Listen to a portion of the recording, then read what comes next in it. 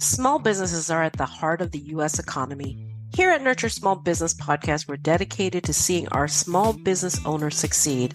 I am your host, Denise Cagan, president of DCA Virtual Business Support. If you like what you hear on today's podcast, please share it. You have my gratitude for doing so. Today I have with us the author of Image is Power.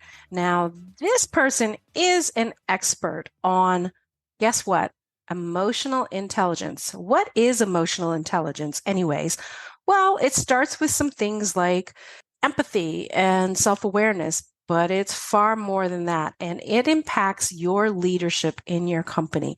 I'd like you to welcome to the show today Mick Alexander, Mick just like Mick Jagger from Image Wealth. Welcome to the show, Mick. Hey, how are you? Good to I be am here. fantastic. Thank you for having me. Absolutely. Absolutely. So we have known each other for many years, probably close to 2 decades at this point. Yes, time flies, doesn't it? It sure does. We were just young girls then, weren't we? Yeah, we're still young, girl. What you talking about? There you go. We are. Absolutely. So I'd like to ask a little bit about your history. I know you've got some certifications here that I didn't, read through your bio. You're certified by the International Society for Emotional Intelligence as an emotional intelligence specialist, coach, trainer, and speaker. Tell me about some of those things. Well, back in 2010, I was actually starting to do this work and calling it mood management. And then in 2014, ran across a certification program where it was going to be the first one in the country through the International Society for Emotional Intelligence, and happening at Queens College in New York. And decided to attend because more people were getting familiar with the term emotional intelligence. Although when you say mood management, people get it right away. So I went ahead and got certified. It was very interesting because it talked a lot about the science of emotions and where it is in the brain and all that. And I'm not a science type of girl. I wanted to know, okay, I understand the science of it, but how do I apply what I learned to make my life better? And so I began to put together a class and research on all of the things I learned being a CEO of a printing company for 17 years, which is how we met, and the ups and downs of that and entrepreneurship, and combined with the training that I received from the International Society, and put this program together. And I've been teaching it ever since. You said something interesting in there, and I'm not sure if you're aware of how you word it. I took this and saw how I could apply it to better my life. And then you also talked about your courses. So tell me, how did you use it in your life? Well, what I didn't know was that I was going to be diagnosed with cancer. And I am single, was single then and still am single. And the whole journey of cancer is, for me, it was very, I want to say it was very frightening. I wondered, who would be there for me to help me through the toughest parts, the surgery and the chemo and all those things. And I also had the good fortune to be paired with a lot of other women who were going through cancer at the same time, various types of cancer in various stages. And I realized I was the youngest of the bunch, and these women had a fantastic attitude of thriving and living and fighting and beating this thing. And I realized that the studying that I had been doing was right in line with, how is this experience going to go for me? Depending on the way I approach it and the way I use my emotional intelligence, it can go well as it can, or it can go very badly. And so I decided right then that I was going to be an example for other women who would be coming behind me of how to be what I call a green zone patient. How to go through this illness is in the highest mood level possible, and to influence others to do the same thing and that they can win as well. So that's how I ended up applying it without thinking that I was going to be applying it in that way. Absolutely. I remember attending one of your wisdom circles. I think you were just finishing up your treatment and I was just being diagnosed. So No, that that was did you share very, that with me? Did you? I'm not sure I did. Oh my gosh. Well, I hope my journey was at some level an inspiration to you. And I know you did it in style because I know you. I know you did it in a high mood level. But yeah, it's attitude is everything, right? Absolutely. And that's entirely what your wisdom circle was about. You know, you were teaching people how to think through their ish, if we can call it that, and having them, bring to it some calmness and some observance. And I know that all of this is part of that emotional intelligence. And I'm sure that's not how you teach it in corporate, or maybe it is. Maybe I'm wrong. So, It exactly is. so tell me about that. I love that. It's exactly the same. I love that. Yeah. So I try to approach it like a wisdom circle as much as corporations will allow me to do that. The wisdom circle was more spiritually based, so we could use more spiritual words. In corporations, that for obvious reasons is not the case. But when you really peel back the onion, really what it is you, right? A capital YOU, your own universe. And so I focused in on that concept and building the class so that it could transfer to many different environments. It could be in a school, it could be in a church, it could be in a corporation or a business. And so I approach it the same way, but really it's about experiencing our emotions in a safe space. So the key to my training is that I want to create what we call a green zone environment, which means that it is a safe, friendly, highly engaging, everyone's participating, highly confidential, non-judgmental space. And so that means that if someone catches a feeling, we like to call it, and that feeling leads them to a very strong response, physical response, there's no judgment about it, even if it's in a corporate situation, because we're there to express our emotions, sit with our emotions, and learn from our emotions and from the emotions of others. And to me, that's the best an emotional intelligence trainer can hope for. So it's not about squashing your emotions. It's about actually being able to bring them out and be productive about them. Absolutely. So there is a difference between controlling your emotions and managing them. And controlling is something that we usually learn from our parents and from life. Controlling means stopping. It might mean stopping what you're feeling to be able to focus on what you have to do. It might mean stuffing that emotion and never revisiting it. It might mean a lot of things. Managing it means that if I am in a position where I must control this emotion, I will come back and process through it so that I'm able to handle it if the situation comes up again in the optimum way. So emotional intelligence is all about finding the optimal solution to your problem at the time.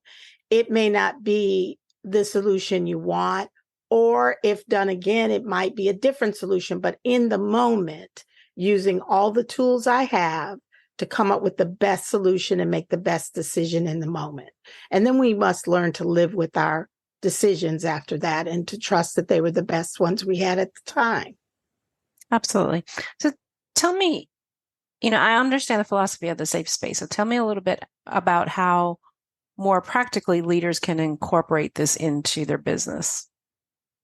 So the safe space begins with a language. there is a training.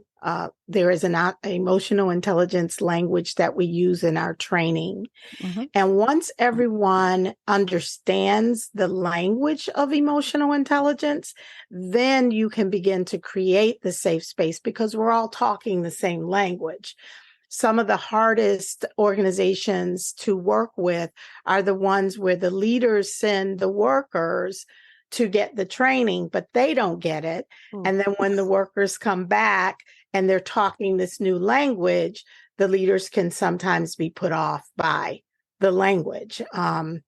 And then they realize that they're not on the same level with their employees when it comes to emotional intelligence or incorporating EI into the culture of the business. So then we have to go back and teach the leaders. So for that reason, and it's safer, obviously, if a leader is not in the room with the team.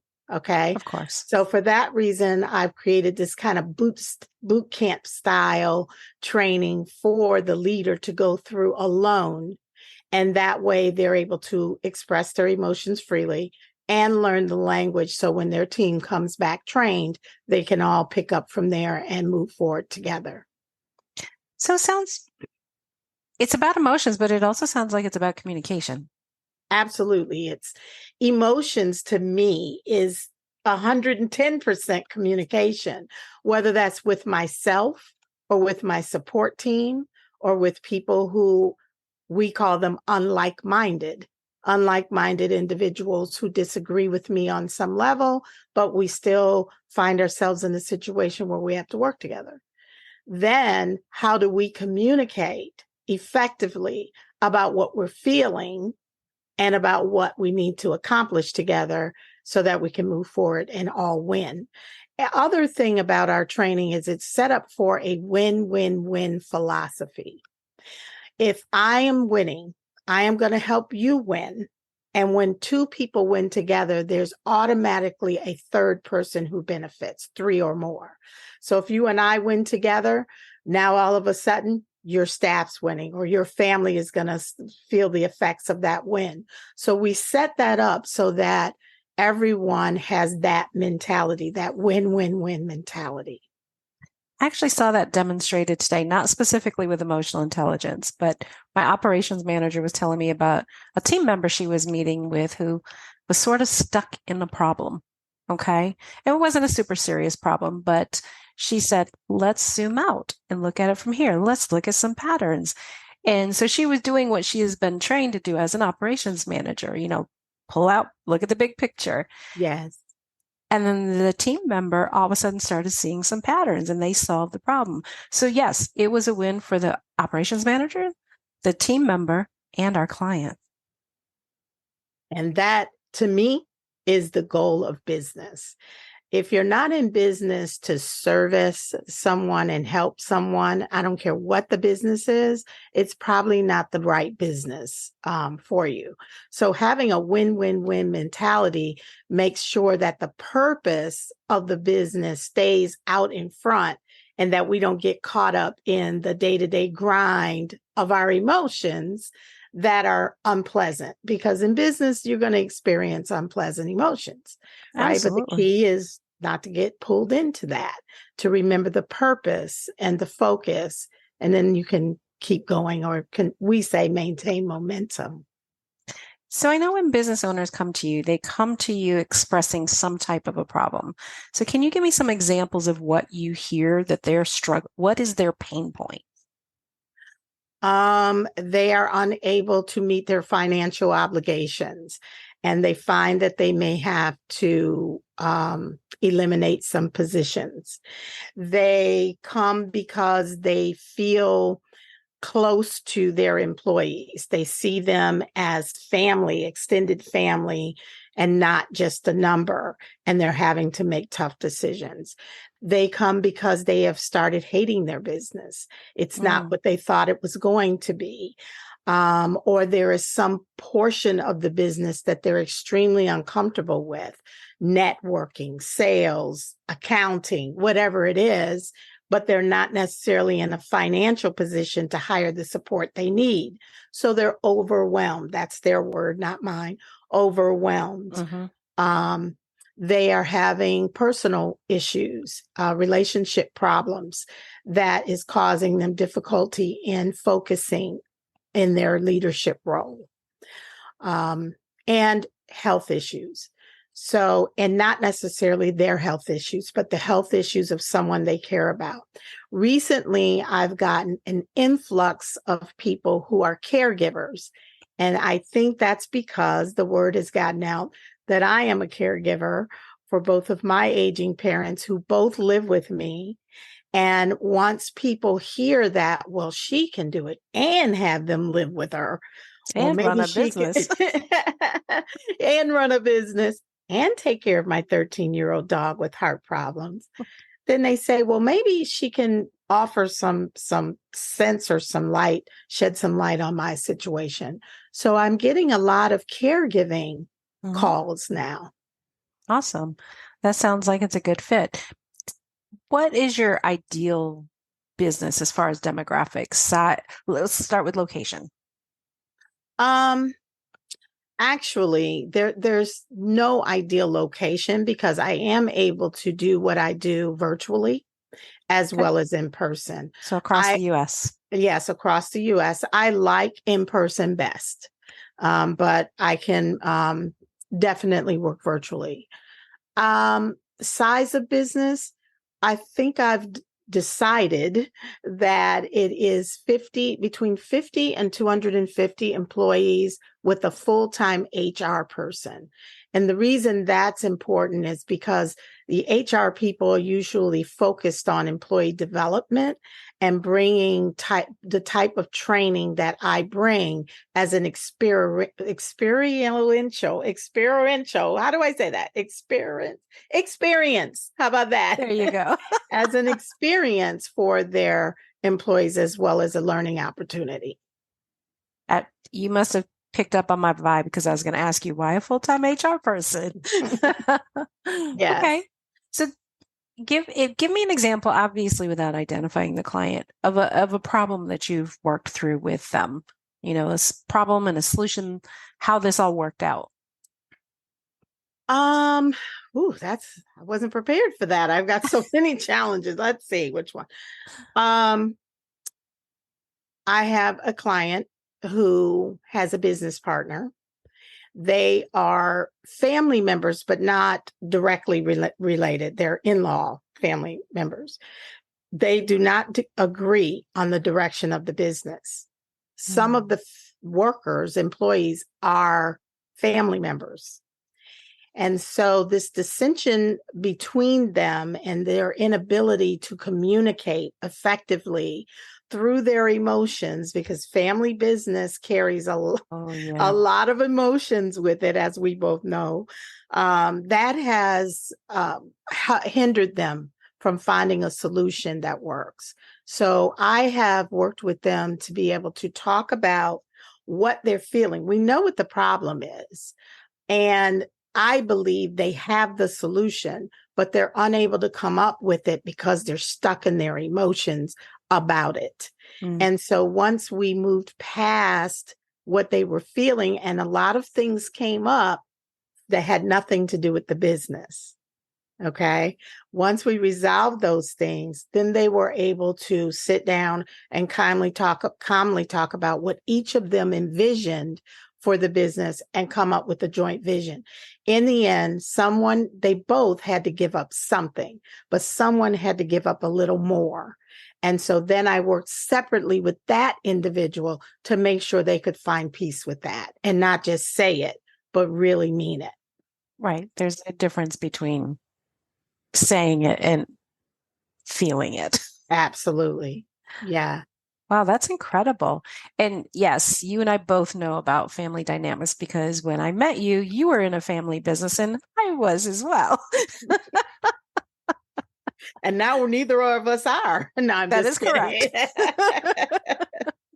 That in and of itself presents a whole lot of other challenges because you do bring your other stuff from life into, regular employees do too, actually. But I think it seems to be a little bit more prevalent when it's family because you feel comfortable, like they know me, they should understand me. And you still are there for that mission of that company.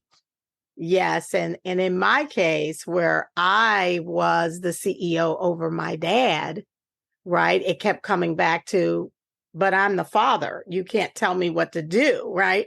And put me in a very awkward position of doing what's best for the company and the employees versus honoring my relationship with my father. So very difficult. That must have been challenging. But clearly you guys made it through. Well, So the jury's still out. so tell me about your sign that's behind you. There is no DEI without EI. Yes. So the other part of what I do, and I think it's just a natural fit, is diversity, equity, inclusion training. And I have a partner who specializes in that. But what we came to understand together was that without the emotional intelligence training portion of a DEI program, it really becomes just a directive. So I, as the leader, say, we are going to be more diverse, we're going to be inclusive, etc. And I can even have a training about it. But because I'm not interested in what you actually think about it or feel about it, I'm giving you the directive that no matter what you feel about it, you're going to do this and we're going to hit these numbers or check this box or whatever it is for that leader. So together we came up with a training that includes the emotional intelligence piece first. Why is it even necessary for us to have training around diversity? Isn't that something that we should automatically want to do? Well, in an ideal world, yes, but we all have our different cultural backgrounds and family dynamics and things that subconsciously may be running through our paradigms, and we just don't automatically embrace all levels of diversity and inclusion. And so without understanding why I'm opposed to it and how I can open up or broaden my understanding about this topic, I just think the rest is just checking a box. So I am in complete agreement with you. I am in complete agreement. So, Mick, what should I have asked you that I did not ask you? You are so thorough. I really can't think of anything other than, I do want to say that I also have had the great honor to work with returning citizens. And these are people returning from prison who have gotten a second chance and have been employed through a major hospital network here. And I am teaching them emotional intelligence as the first the first part of a very long course that they must complete. And I wanted to mention them because of all the groups that I've trained, I find that these individuals are more embracing of emotional intelligence than any other group. Now, while it's true, while they are incarcerated, they are going through other classes, the self-awareness and communication and all that. So they're familiar with where we're going with this emotional intelligence training. And I think that helps them to embrace it more freely. But I also have watched these individuals come back from devastating life events and have this look upon life, this hope that so many people who are born with privilege or who have had all kinds of breaks in life take for granted. So I just wanted to say that part of what I do is about gratitude, is about having gratitude for where you are and how things could be if it weren't for, great fortune or whatever you call it. And then giving yourself the opportunity to broaden your mind. There are some people that say, I know emotional intelligence. I have control over my emotions. I don't need that. But when you are open to learning about something you think you know, that's when the true learning happens. And I learned that from them. it's just been a real honor in It's the my career. mindset. Yes. A different mindset. Absolutely. All right. So how can our listeners find you after the show? They can always go to my website, imagewealth.com. And they can also find me on social media, LinkedIn and Facebook. I'm there at Mick Alexander. And I'm also there. My business has a presence there, Image Wealth. And on Twitter, it's Mick Alexander, or it's Image Wealth. I don't know what it We'll is. We'll make sure it's in the show notes. It's so many of them, which is why I need you and your support. Absolutely. So we'll make sure your website, your social handles, all of that are in our show notes so that people can find you. Okay. Okay. All right, Mick, thank you so much for being an excellent guest today. Oh, thank you so much for having me. Thank you for joining me for today's Nurture Small Business podcast, where the focus is on business growth through technology, leadership, and people strategies. Do you have an idea for a podcast or feedback you'd like to share with me? Send me a note through my website at dcavirtual.com/contact.